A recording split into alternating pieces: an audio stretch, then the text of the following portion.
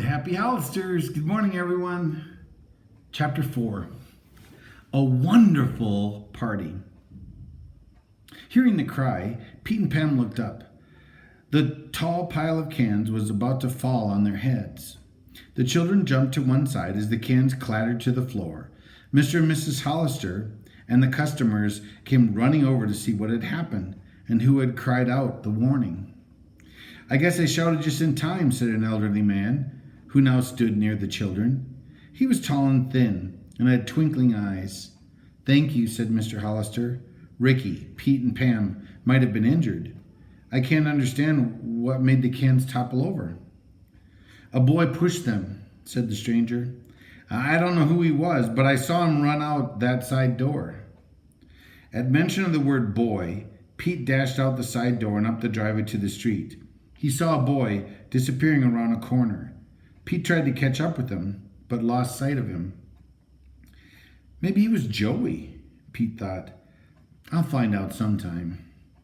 When he returned to the store, the cans had been picked up. The old man was talking to Mr. Hollister. He said he was Roy Tinker, but that everybody called him just Tinker. He used to work at the trading post before he was hit by a car and had to go to the hospital. Said Mr. Hollister, looking about the store. More customers were coming in. How would you like to work for me? When Tinker said he would, the children were pleased. What a nice man to have at the trading post. Mr. Hollister, said Tinker, could drive the store's small truck, as well as wait on customers. Tinker thanked him and immediately went to help the people. During the afternoon, Pete sold some tools and Ricky and Holly several games. Pam was busy at the seed counter. Even little Sue helped by selling some dolls' clothespins to a little girl. "This is lots of fun," said Pam, as they were about to close the store for the evening. "More fun than just playing store. I'm so glad we have the trading post and Tinker and our new home, too." "Three cheers for the Happy Hollisters," called out Tinker, catching their enthusiasm. When the children arrived home, they found 5 little envelopes, all alike, waiting for them. "What are these?" asked Pam. "Something nice," Mrs. Hollister answered, smiling.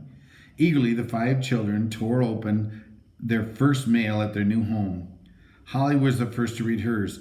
"It's an invitation," she cried. "An invitation to a party."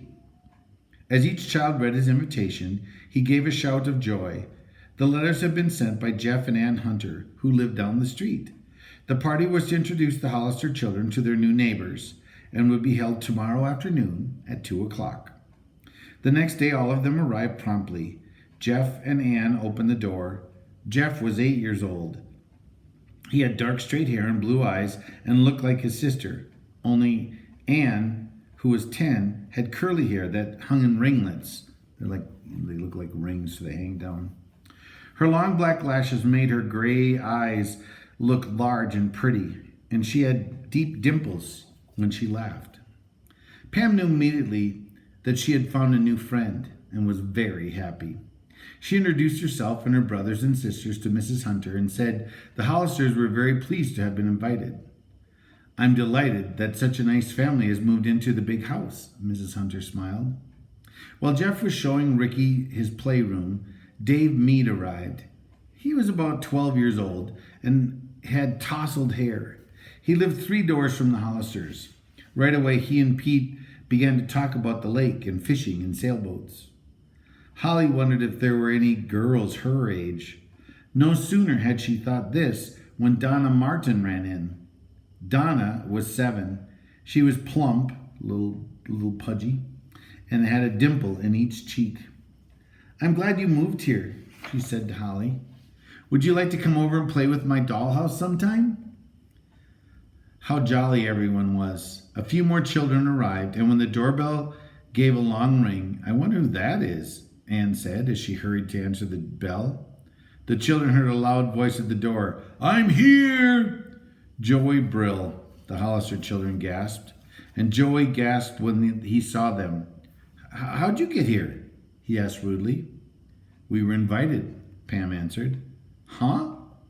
The hunter sure took a chance asking you, Joey said. Nobody knows who you are. Mrs. Hunter stepped forward. Joey, if you can't act nice, you may leave now. Oh, all right. Does Joey live near here? Holly whispered to Donna. He lives just around the corner, Donna answered. Nobody likes him. He's always making trouble. Then why was he invited? Holly asked. Anne heard her and said, Mother's very kind. She's always hoping Joey will behave himself. At first, Joey Brill did, but after he had been quiet for a few minutes, he began to argue with Pete. I'll bet I can throw a ball farther than you can, he said, and roll a boat faster and swim underwater better, too. We'll have to wait and see, replied Pete quietly. Pam took Ann Hunter aside. Is Joey always bragging like that? She asked. Yes, said Ann. That's one of the reasons why nobody likes him. The children played games for nearly 2 hours. Mrs. Hunter helped while they played musical chairs. Joey was put out of the game early when Ricky slipped into the seat ahead of him, and Joey landed in Ricky's lap. I guess you thought I was Pam, Ricky giggled. Why would you want to sit on a boy's lap? Joey shouted, Be quiet. Then he gave Ricky a hard shove. Stop that, Joey, Mrs. Hunter said sternly. Joey glowered and went off into a corner. Holly won the game and was given a prize, which was a tiny doll with lacy dress. She hugged her tightly. I'm going to name her Anne after you, she told Ann Hunter. After that, the children trooped outside. There were slides and swings, and they had fun on them for about 20 minutes. Then Mrs. Hunter called them out to the porch, where tables and chairs were set up. The children came running and sat down at their places. There was a big dish of ice cream and cake at each place, along with a little favor. The children opened their favors, which contained little hats and papers on which there were printed their fortunes. They giggled as each one in turn read them aloud something funny about himself. Listen to mine, said Donna Martin. If you'll find the tail and swing from a tree, you can easily be a little monkey. Finally, when it was Holly's turn, Joey Brill, who was sitting next to her, leaned over to look at her fortune. I can read it myself, said Holly. If you have a neighbor quite contrary, my guess is that her name is Mary. Mary, Mary, laughed several of the children, pointing at Joey Brill. Joey's name is Mary. Joey became very angry. He wanted to hit somebody, but did not dare. Holly was giggling so hard, she had to put her head down until her nose was almost touching the ice cream. Suddenly, Joey had an idea. He pushed Holly's head down right into the ice cream. Joey jumped up from the table and ran for the door. Pete instantly set off after him. He gained on the mean boy as he raced across the lawn. Then, a flying tackle, he tumbled Joey to the ground. The boys rolled over and over as the other children from the party gathered around them. Give it to him good, cried Dave. When the fighters scrambled to their feet, Joey punched Pete, and Pete hit him back. Finally, Mrs. Hunter reached the scene. Stop! Stop! She cried, separating the boys. Then she gave Joey a scolding. The boy scowled. It's all their fault, he said. The Hollisters think they can come to our town and do anything they want. Who cares about the Hollisters anyhow? Their house is haunted. With that, Joey hurried away. Pete turned to Jeff. Haunted? Is our house haunted? All the children began to answer at the same time, each one with a different story. Finally, Pete got them to talk one at a time. I heard, declared Jeff, that a rich old man who built your house hid a lot of money in it. Then he forgot where he put it. No wonder, continued Dave. He built a lot of secret places in it.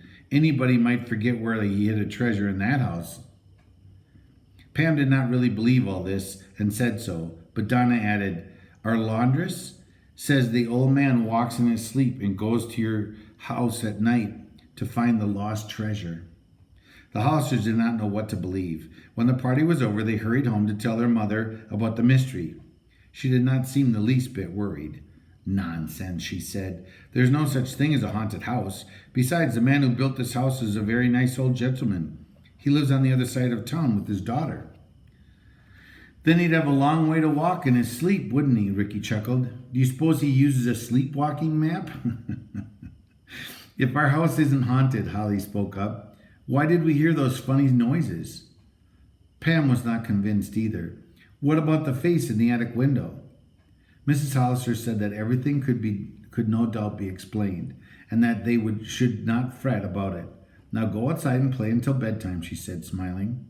Next morning, Pete decided to find out more about the story of the hidden treasure. He would ask the grown-up neighbors what they knew about it. He spoke to several of his new friends' parents. The stories were all the same. The old man who had owned the house had never caused any trouble, but he was a little different. He chased away children who came on his property, and he rarely spoke to the neighbors. But no one knew exactly what the treasure was, nor where it was hidden. If there ever was one, he probably took it with him, Mrs. Smith said. Pete had been so busy inquiring that before he realized it, he was half a mile from home. He was about to turn back when suddenly he spied a little girl pushing a doll carriage. It seemed familiar. His sister had had one just like it. Could this be Sue's stolen carriage? Dun dun dun.